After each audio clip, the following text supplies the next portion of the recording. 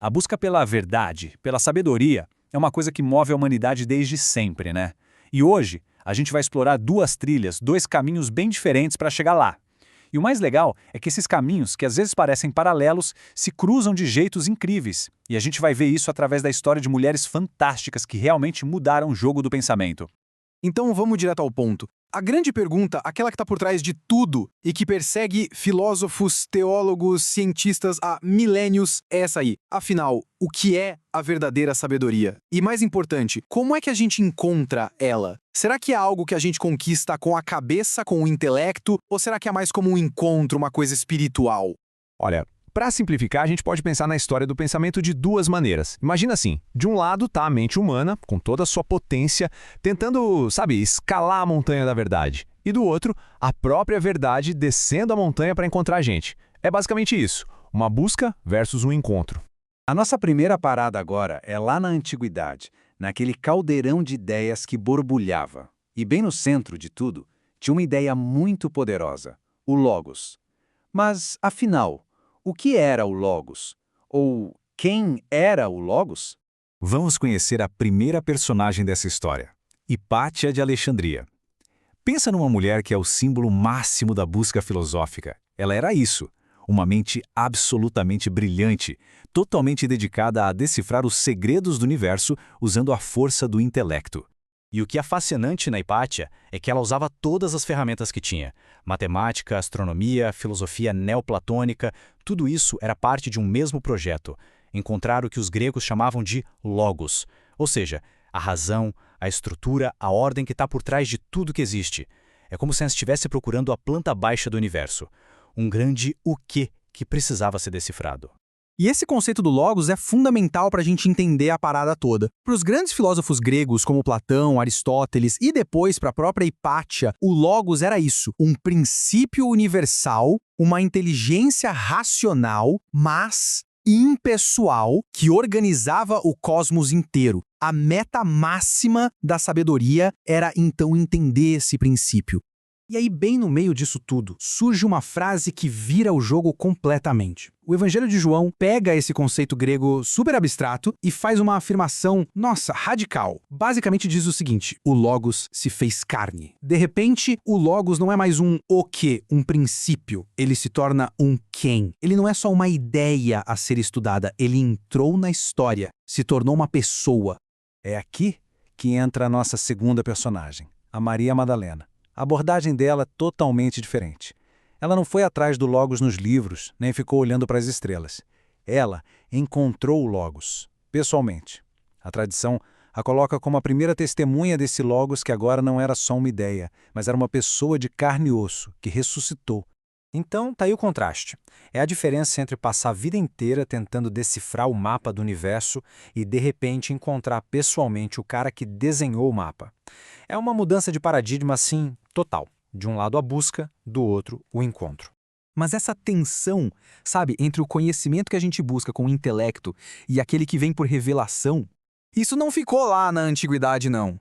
Vamos avançar uns séculos no tempo para conhecer outra dupla fascinante.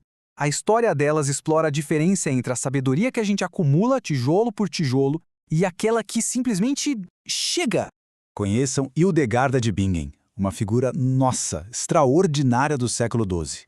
Ela era uma mística, teóloga, cientista, uma verdadeira polímata da Idade Média. Mas a fonte de todo o conhecimento dela é algo que quebra qualquer caixinha que a gente tente usar. Para ter uma ideia, ela escreveu sobre medicina, cosmologia, teologia, compôs músicas, uma produção intelectual impressionante, de verdade. Só que ela mesma dizia que a fonte principal dela não eram os livros, não era a observação da natureza, eram visões espirituais, um tipo de conhecimento que vinha direto, revelado.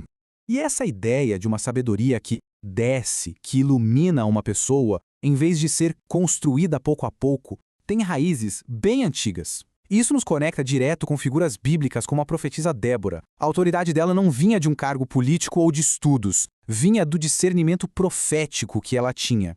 E aqui a gente vê outra faceta da nossa grande questão, né? De um lado tem a sabedoria humana, aquela que a gente constrói com esforço, observando a natureza, usando a lógica peça por peça. E do outro tem a sabedoria revelada, que se apresenta mais como um flash, uma inspiração, uma iluminação que parece vir de outro lugar.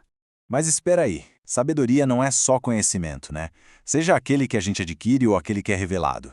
A nossa última dupla de mulheres vai mostrar que a verdadeira sabedoria, no fim das contas, é testada no fogo, na adversidade, e que ela exige uma coisa fundamental: coragem moral.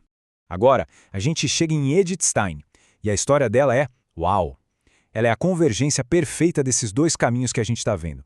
Ela começou como uma intelectual de primeira linha, uma filósofa brilhante, mas a busca dela pela verdade era tão incansável que acabou levando ela para muito além da filosofia pura. A jornada de Edith Stein é impressionante. Ela sai da pura filosofia, mergulha de cabeça nos escritos de grandes místicos como Teresa d'Ávila, se converte ao cristianismo e, no fim, a sabedoria dela não é selada com a tinta de um livro, é selada com o próprio sacrifício. Ela morre como mártir em Auschwitz, transformando toda a filosofia dela em um testemunho vivo, no meio do horror do Holocausto.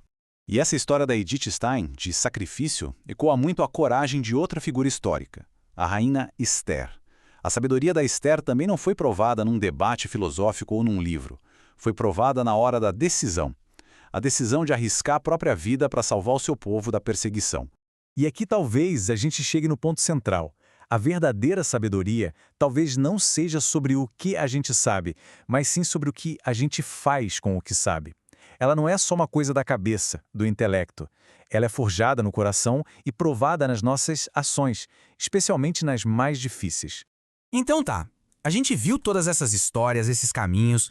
Como é que tudo isso se conecta? Depois de passar por tudo isso, a gente chega numa conclusão bem poderosa. Vamos recapitular.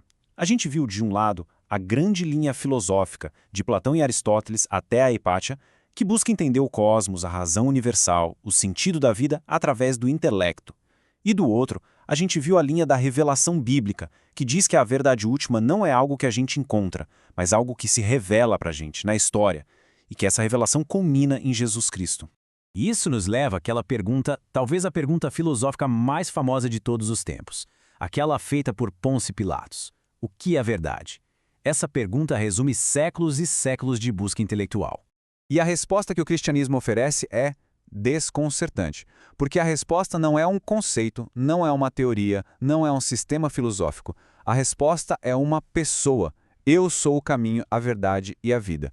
A verdade, nesse caso, não é algo que se possui, mas alguém que se encontra. E tudo isso nos deixa com uma última pulga atrás da orelha, uma pergunta bem intrigante. Se essa sabedoria divina se tornou uma pessoa, será que essa mesma sabedoria já não estava falando com a gente de um jeito meio misterioso lá no Antigo Testamento, num texto como o de Provérbios? Será que a chave para tudo isso estava lá, à vista o tempo todo? Fica aí a questão para a gente pensar.